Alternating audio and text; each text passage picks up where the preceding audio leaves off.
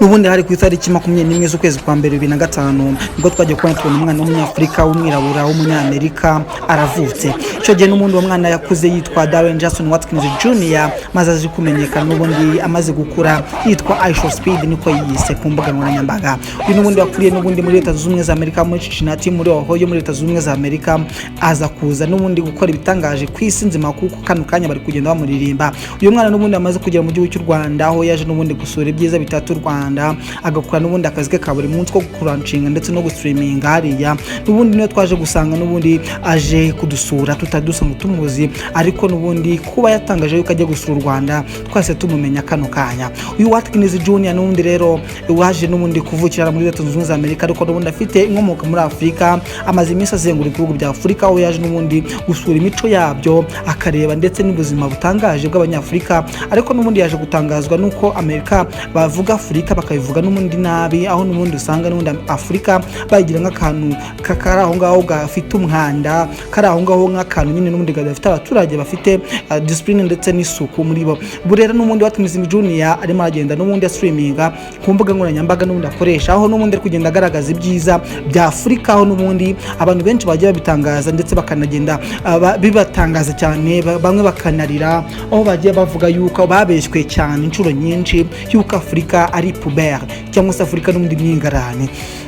Uyu rero Junior Watkins ba Ishow Speed n'ubundi yamaze kugera mu gihugu cy'u Rwanda, utuvugana mu karere ka Musanze aho yagiye n'ubundi gusura ingagi ndetse n'izindi nyamaswa zitandukanye utasanga hano ku isi nzima. Uyu Watkins Junior n'ubundi yatangiye gukora 2016, ariko n'ubundi imyaka ye ya mbere n'ubundi byaje kwangaho yakoraga ibintu nibikurikirwe, ndetse ugasanga n'ubundi akenshi arirwa yimyoza ndetse n'itotomba avuga yuko akazoza kiyo atazi naho kazagera. N'ubundi rero Watkins n'ubundi yameze nk'aho agiye bivamo maze aranabyibagirwa, ariko n'ubundi adaciye kabiri umuvandimwe w'inshuti yiwe iramubwira ati nyamara Watkins rero ati reka turebe utuntu twakwikorera maze tumenyekane.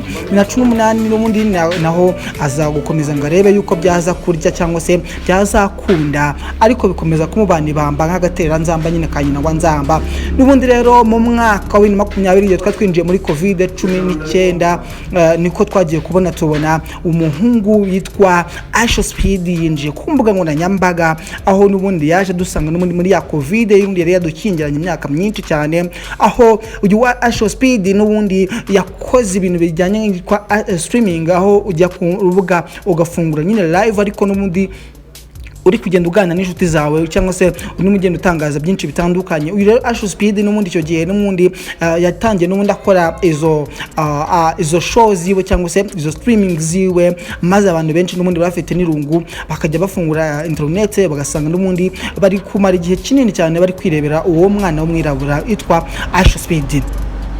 Uyu rero Ishow Speed niwe n'ubundi tugiye kugarukaho tuvuge byinshi kuri we. Uyu mwana n'ubundi ufite abamukurikirana barenga miliyoni 47 kuri YouTube no kuri TikTok, akakurikirwa n'abantu barenga miliyoni 42 kuri TikTok, ndetse no kuri Instagram akakurikirana barenga miliyoni 43. Uyu mwana ni igitangaza cyane, utuvugana abarirwa agaciro ka miliyoni 34 z'amadolari ya Amerika, ubwo nyine ni net worth yiwe. Uyu rero nuze Ishow Speed papa we yitwa Larry Watkins ndetse na nyina yitwa Elizabeth Watkins nibo baje kumwibaruka, maze umwana wabo batangira n'ubundi kugenda bamurera nk'uko ababyeyi bose n'ubundi babisabwa, ariko bigeze nyine muri ya myaka twababwiraga 2016 na 2018 gutyo, maze akajya akora bya biganiro byiwe. Ariko umubyeyi we nyine kuko yakuze n'ubundi abana na nyina, kuko ise wabo yari yaragiye nyine arabata, maze nyina asigara arera abana biwe, harimo nyine turimo tuvuga yitwa Ishow Speed.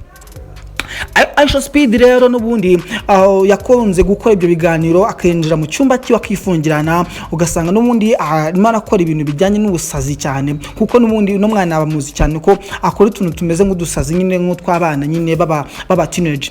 Uyu rero Watkins Jr. wa Ishow Speed yagiye agaragara cyane, ugasanga abantu benshi baramureba, ariko yatangira n'ubundi n'abantu amukurikira mu mezi ye ya mbere, ugasanga akurikirwa n'abantu barenga 105, ariko nyuma agenda yihuza n'abandi bakomeye cyane baba streaming cyose bakora stream maze bagenda bamugira icyamamare ariko n'ubundi ugasanga n'ubundi bamutumiye bo uyu Watkins arimo arabaryana hiti kubera yuko nyine Askin wasanga arimo yikora utuntu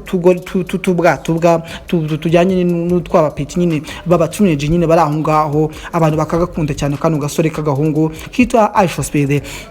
Uyu Aisha Speed rero n'ubundi nago yiza cika intege n'ubundi kuri ibyo 10 byiwe yagiye yunguka uko iminsi yagiye hita. Rero ikintu cyaje kumugira icyamamare kikamugira uwo ari we kanu butuvugana n'igihe yarimo streaming maze abafana be baramubaza ati se uyu kurikiranye imikino ubundi usanga ubukino ufana cyane ari uwuhe.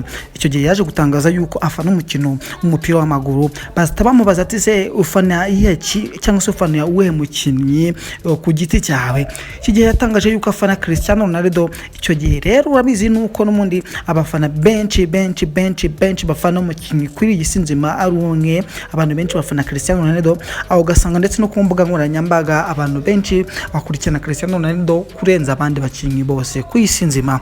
Uyu rero Watkins Junior twitse Aisha Speed n'ubundi niko yitwa. Uyu nguyu yaje kwisanga rero n'ubundi yungutse abasubscribers benshi kurenza abo yarasanzwe afite kubera kuvuga izina Cristiano Ronaldo gusa mu matwi y'abantu. Uyu Aisha Speed rero n'ubundi kugenda n'ubundi yitwara neza aho kasanga n'ubundi ibyakoze biramenyekana cyane kurenza abandi ba streamers cyangwa se abandi bagenda ba streaming live. Byaje gutuma n'ubundi yitwa icyamamare cyangwa se icyamamare mu ndatwa muri streamers cyese mu ba streaming nyine. Uyu Aisha Speed rero ubundi nebyaje gutinda yaje guhura na Cristiano Ronaldo dos Santos bahuye rwose ubona Cristiano nagatunguwe cyane arishima cyane murabizi n'ubundi nyine abakinnyi baratwika nabo aravuga kumbe njya nkubona abana banje baragukunda cyane.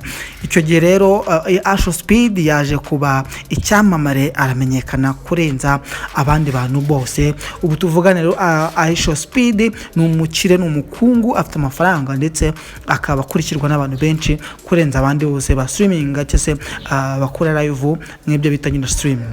Uyu rero Aisha Speed yaje gusura mu Rwanda avuye mu bihugu bitandukanye yagiye muri Angola ajya muri Zambia n'ubundi aracyakomeje kuzenguruka n'ibindi bihugu yagiye muri South Africa n'ubundi ariko yatsunguwe cyane n'ibyiza yagiye abona muri Afrika kuko Afrika muri Amerika n'ubundi bavuga ko ari ingarani cyangwa se na ahantu haba abantu b'indiscipline bagira umwanda batagira umuco batazi bya internet batazi abastari mbega nyine ni ibyo ngibyo nyine bivugwa muri Amerika nibyo bigenda n'ubundi bizwi cyane kuri Afrika.